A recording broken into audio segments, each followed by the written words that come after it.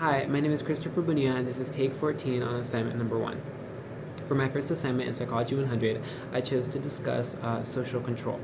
To start off with, I wanted to discuss a few terms, the first being social psychology. Social psychology is the study of how humans affect or influence each other's behaviors or emotions. The next two terms were social roles and social norms. Social roles are who you are within a society. A few examples of this would be teachers, students, parents, mother, father, daughter, son, or law enforcer.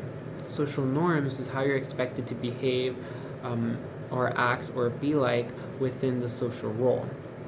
So a teacher's social norms would be to be authority figure to young children, to educate students, to be respectable, present themselves respectably. The social norms of the student would be to be studious, be attentive, be participating.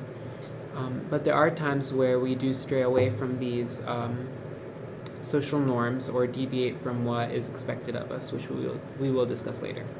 Now, going into what social control is. Social control is the sum or accumulation of methods that society uses to influence a group. Kimball Young, a sociologist, would define social control as the use of force, restraint, coercion, persuasion, or suggestion to control a group by the leader. Now, why do we need social control? Social control is what keeps everybody from acting out their own will. If there was no social control, people would be allowed to do as they will, whatever they want, whatever they feel like, and that would in turn create chaos. And society is defined as a harmony within a group or community, and that's the only way society can exist. So, social control brings about conformity within a group. And what conformity is changing your behavior to fit the rest of the group. An example of which would be, let's say you got hired at a new job, but your hair is too long and it's not allowed. Conformity would be cutting your hair in order to conform to the rest of the group. Obedience, on the other hand, is obeying an authority figure. So you would obey the police if they told you to stop speeding. That is obedience. Now, we know why we need it. It prevents chaos, but what is it for? So, there are different reasons for social control, and three that I'll be talking about are exploitative, regulative, creative, or constructive methods of social control. Exploitative methods of social control are when a leader or an agent seeks to control the group for personal gain or out of self-interest. This could be examples where a leader is making money off of the group, or a leader simply seeks to elevate their own status or their own name. Means of this type of social control are through punishment, censorship, intimidation, and really by putting a fear into the rest of the group in order to view the leader as with much more respect. Regulative motives are based off tradition. So regulative social control is to really just keep the same pattern. An example of this would be in a church where the same progression of events, one after the other, is done on a weekly basis, or simply a group who follows or has the same traditions weekly, monthly, or yearly. That would be regulative, following tradition or pattern. Creative or constructive motives for social control are out of benefit for the rest of society. An example of this would be laws. Laws are put in place to benefit the rest of society, to protect them. And education is instilled into the minds of students in order to further the rest of society as well.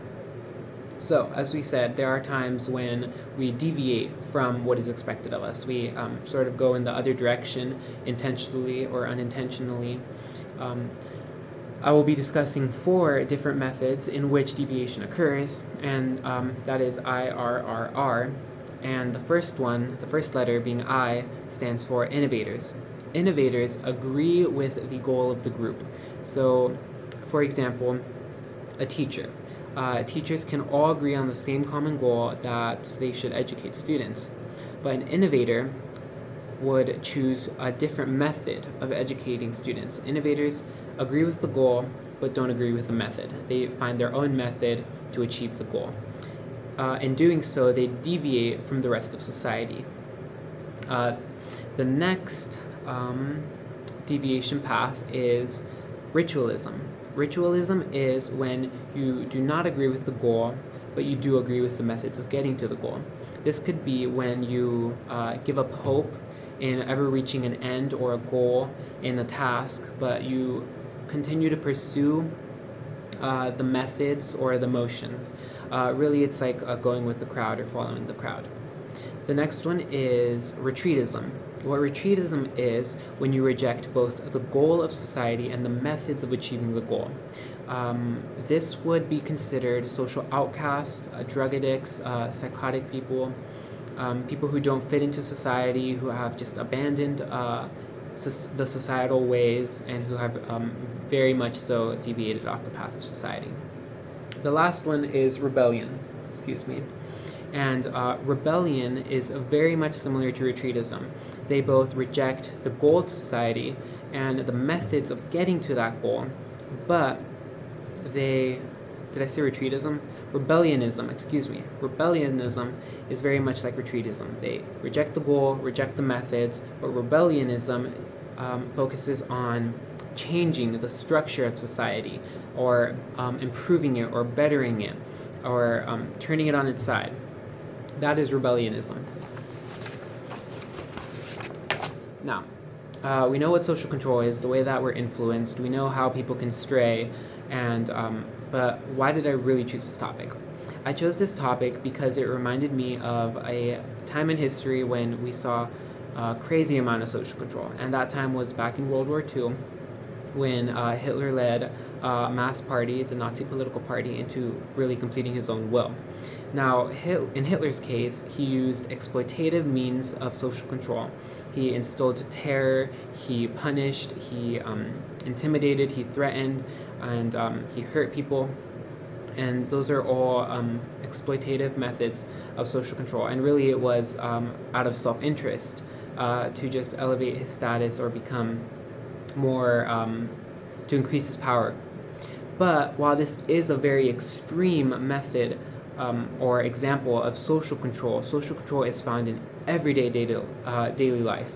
As I stated, certain churches, their social control is found in their repetition, their regulative motives of doing things.